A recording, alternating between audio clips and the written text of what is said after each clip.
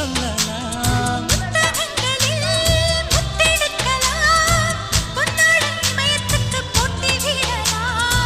பூமிக்கு பொட்டு வைத்து பார்க்கலாம் பார்க்கலாம், பூவுக்கும் ஆடை தைத்து போடலாமா?